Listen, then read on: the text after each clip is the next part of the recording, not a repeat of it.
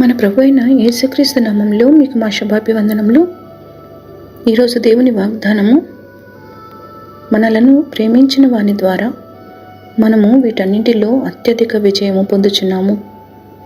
మరణమైనను జీవమైనను దేవదూతలైనను ప్రధానులైనను ఉన్నవి అయినను రాబోవినవి అయినను అధికారులైనను ఎత్తైనను లోతైనను సృష్టింపబడిన మరి ఏదైనను మన ప్రభు అయిన క్రీస్తు యేసునందలి దేవుని ప్రేమ నుండి మనలను ఎడబాపు నేరవని రూఢిగా నమ్ముచున్నాను.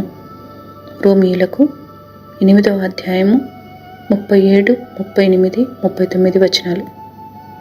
In all these things we are more than conquerors through him who loved us. For I am convinced that neither death nor life, neither angels or demons, neither the present nor the future, nor any powers, neither height nor depth, nor anything else in all creation will be able to separate us from the love of God that is in Christ Jesus our Lord. Romans chapter 8 verses 37, 38 and 39. ప్రార్థన. ప్రేమగల తండ్రి, మీ ఎడతెగని కృపా కనికరములకై వందనాలు.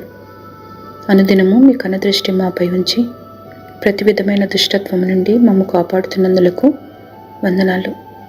మీ ప్రేమ నుండి మమ్మను ఏదియో ఎడబాపు చేయదనిరిగి ఆ ప్రేమకు ఈ దినమంతయు మమ్మను పాత్రులుగా చేయమని యేసు నామములో వేడుచున్నాము తండ్రి. Amen. Have a blessed day. God bless you.